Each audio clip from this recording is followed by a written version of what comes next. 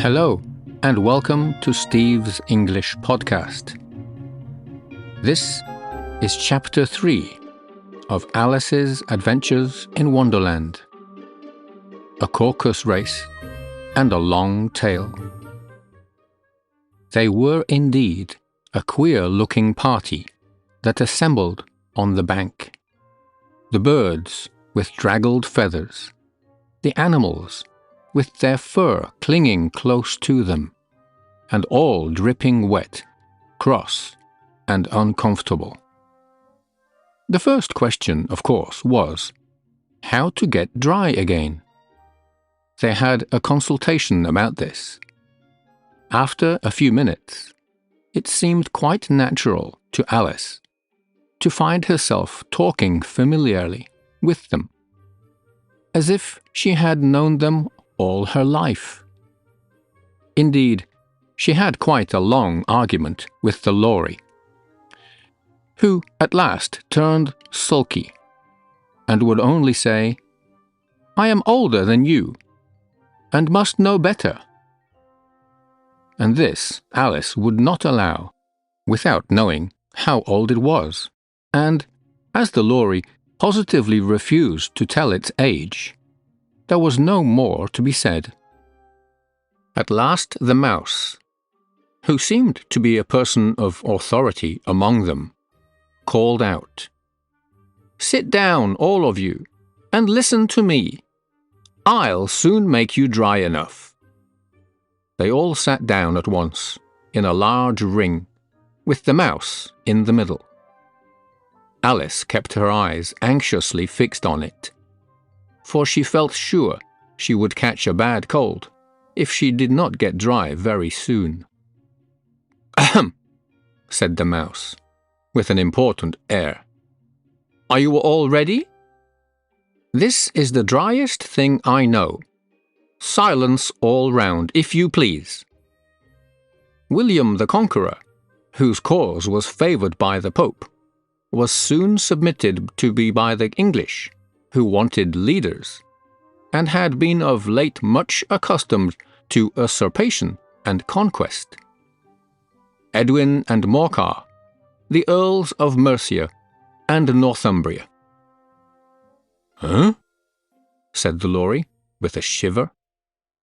"I beg your pardon," said the mouse, frowning, but very politely. "Did you speak?" "Not I," said the Lory hastily. "I thought you did," said the mouse. "I proceed.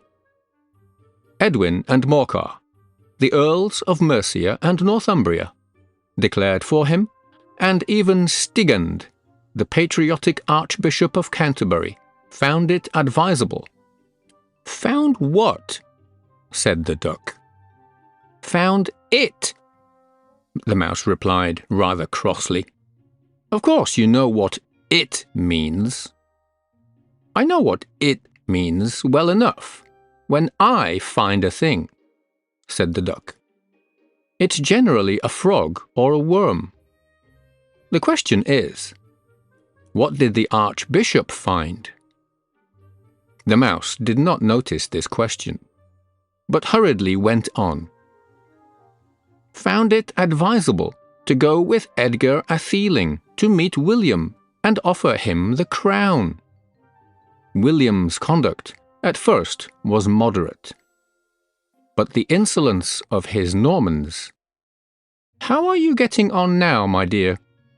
it continued, turning to Alice as it spoke. "As wet as ever," said Alice in a melancholy tone. "It doesn't seem to dry me at all." "In that case," said the dodo solemnly, rising to its feet, "I move that the meeting adjourn, for the immediate adoption of more energetic remedies." "Speak English," said the eaglet. "I don't know the meaning of half those long words, and, what's more, I don't believe you do either." And the eaglet bent down its head to hide a smile. Some of the other birds tittered audibly. "What I was going to say," said the dodo in an offended tone, "was that the best thing to get us dry would be a Caucus-Race." "What is a Caucus-Race?" said Alice. Not that she wanted much to know, but the dodo had paused as if it thought that somebody ought to speak, and no one else seemed inclined to say anything. "Why?" said the dodo. "The best way to explain it is to do it. And as you might like to try the thing yourself some winter day, I will tell you how the dodo managed it." First, it marked out a racecourse, in a sort of circle. "The exact shape doesn't matter," it said. And then all the party were placed along the course, here and there. There was no 1, 2, 3 and away, but they began running when they liked, and left off when they liked, so that it was not easy to know when the race was over. However, when they had been running half an hour or so, and were quite dry again, the dodo suddenly called out, "The race is over!" And they all crowded round it, panting and asking, "But who has won?" This question the dodo could not answer without a great deal of thought, and it sat for a long time with one finger pressed upon its forehead, the position in which you usually see Shakespeare in the pictures of him, while the rest waited in silence. At last the dodo said, "Everybody has won, and all must have prizes." "But who is to give the prizes?" quite a chorus of voices asked. "Why, she, of course," said the dodo, pointing to Alice with one finger. And the whole party at once crowded round her, calling out in a confused way, "Prizes! Prizes!"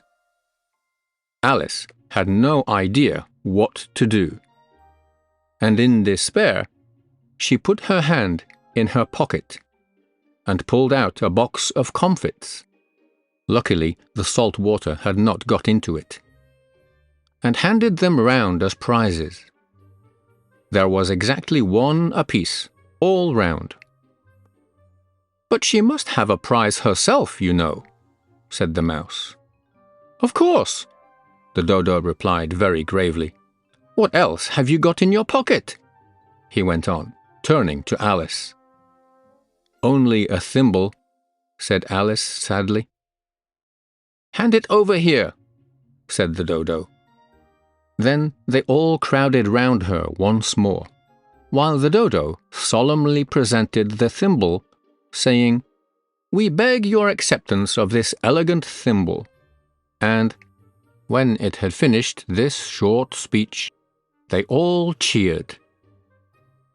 Alice thought the whole thing very absurd, but they all looked so grave that she did not dare to laugh. And, as she could not think of anything to say, she simply bowed and took the thimble, looking as solemn as she could. The next thing was to eat the comfits.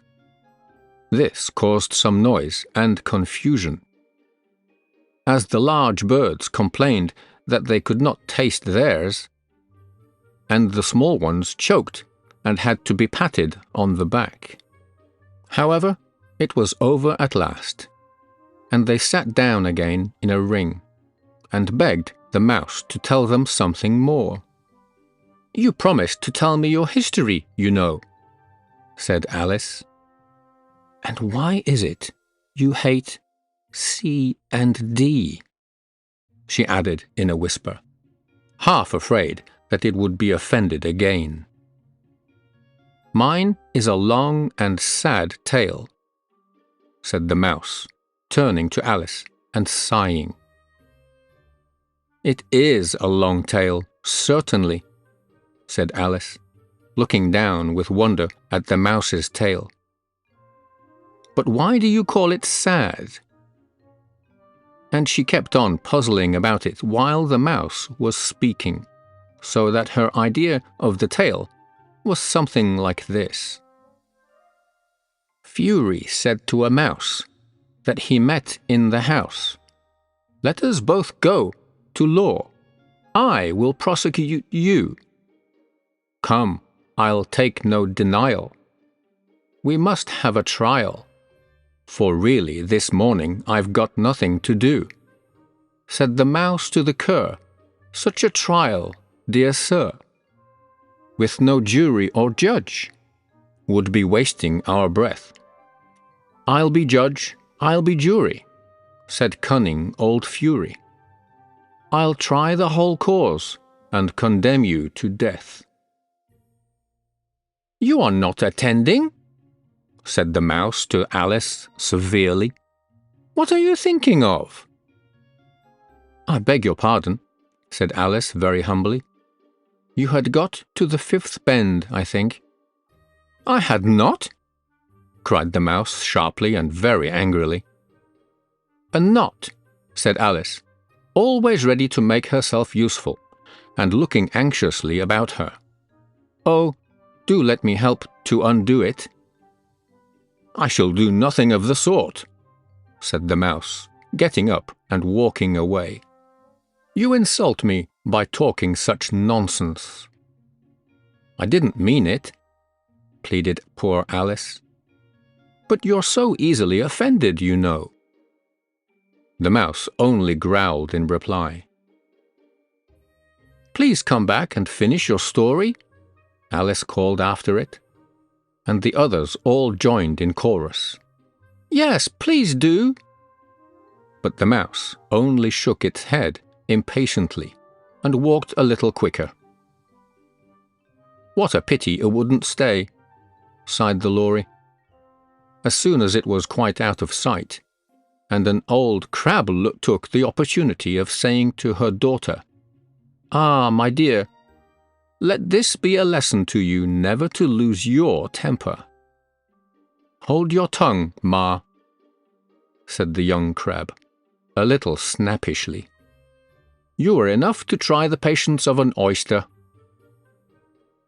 "I wish I had our dinner here. I know, I do," said Alice aloud, addressing nobody in particular.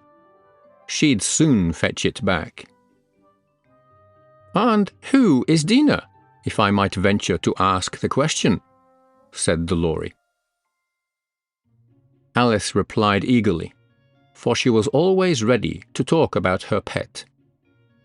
"Dina's our cat, and she's such a capital one for catching mice you can't think.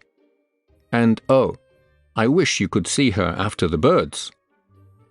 Why, she'll eat a little bird as soon as look at it." This speech caused a remarkable sensation among the party. Some of the birds hurried off at once. One old magpie began wrapping itself up very carefully, remarking, "I really must be getting home. The night air doesn't suit my throat." And a canary called out in a trembling voice to its children, "Come away, my dears. It's high time you were all in bed." On various pretexts, they all moved off, and Alice was soon left alone. "I wish I hadn't mentioned Dina," she said to herself in a melancholy tone. "Nobody seems to like her down here, and I'm sure she's the best cat in the world. Oh, my dear Dina, I wonder if I shall ever see you any more." And here poor Alice began to cry again, for she felt very lonely and low-spirited. In a little while, however, she again heard a little pattering of footsteps in the distance, and she looked up eagerly, half hoping that the mouse had changed its mind and was coming back to finish his story.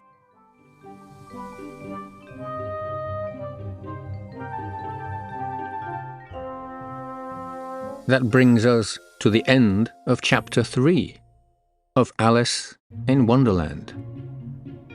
I hope you enjoyed this edition of Steve's English Podcast. Don't forget to hit that subscribe button so you don't miss the next episode. See you soon.